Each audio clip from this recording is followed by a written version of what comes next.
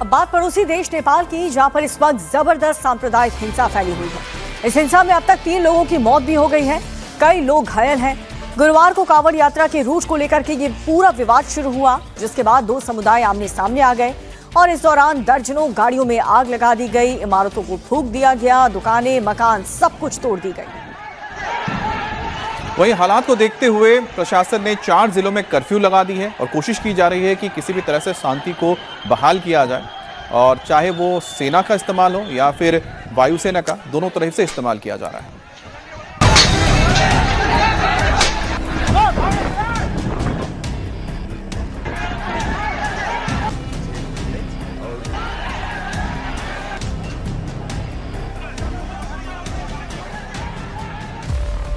फिर हिंसा की चपेट में पड़ोसी देश नेपाल।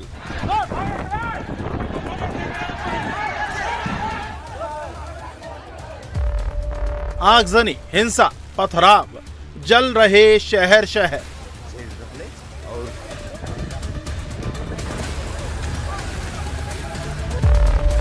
भारत से सटे जिलों में कर्फ्यू, सेना भी तैनात।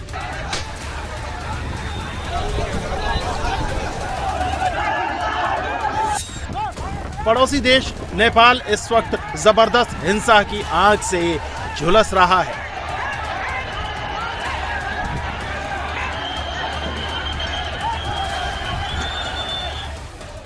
नेपाल के सुनसरी जिले में धार्मिक जुलूस के दौरान शुरू हुआ विवाद गुरुवार को सांप्रदायिक हिंसा में बदल गया।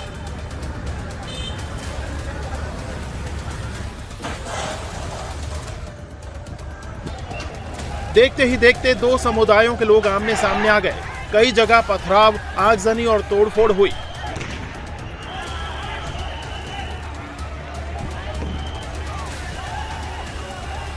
गाड़ियों को फूंक दिया गया, इमारत में आग लगा दी गई।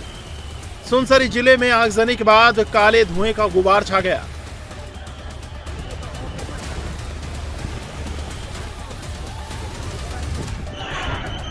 हालात को काबू में करने के लिए पुलिस ने आंसू गैस के गोले छोड़े।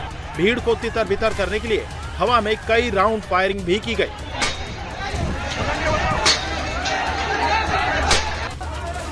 चार दिनों से जारी हिंसा में 3 लोगों की मौत हो चुकी है, जबकि दर्जनों लोग घायल हैं। इसमें कई सुरक्षा कर्मी भी शामिल हैं। इसके अलावा कई लोग पुलिस की गोलीबारी और झड़प में भी घायल हुए हैं।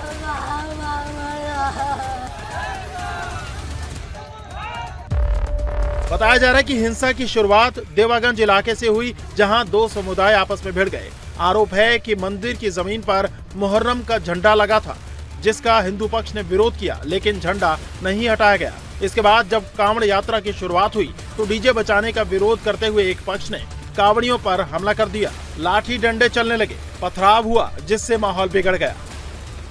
चश्मदीदों की माने तो धार्मिक जुलूस के रूट और धार्मिक प्रतीकों को लेकर शुरू हुई कहासुनी कुछ ही मिनटों में हिंसक झड़प में बदल गई। उग्र भीड़ ने दुकानों और गाड़ियों को निशाना बनाया। कई जगहों पर आगजनी और तोड़फोड़ हुई।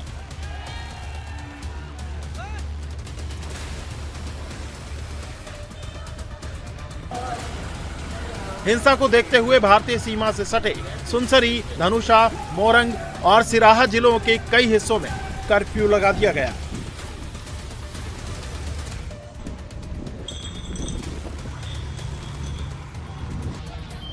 शांति बहाल करने के लिए सेना को तैनात किया गया है। नेपाल की सड़कों, चौराहों पर सेना के जवान तैनात हैं। हेलीकॉप्टर से निगरानी की जा रही है।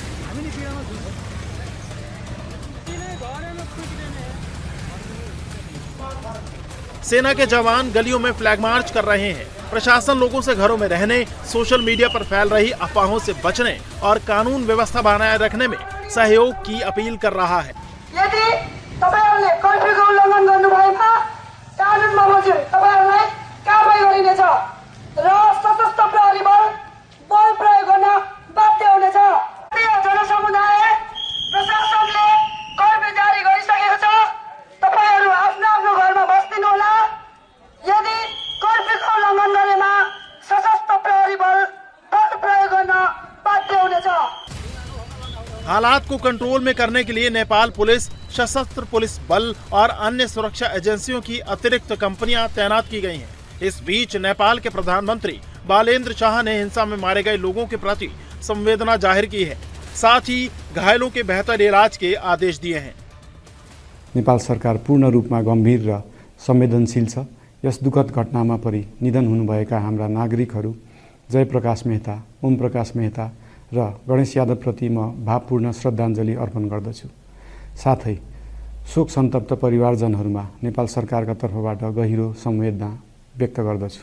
घाइतेहरूको उपचारमा कुनै पनि प्रकारको कमी वा ढिलाइ हुन नदिन सम्बन्धित स्वास्थ्य निकायहरूलाई स्पष्ट निर्देशन दिइसकिएको छ।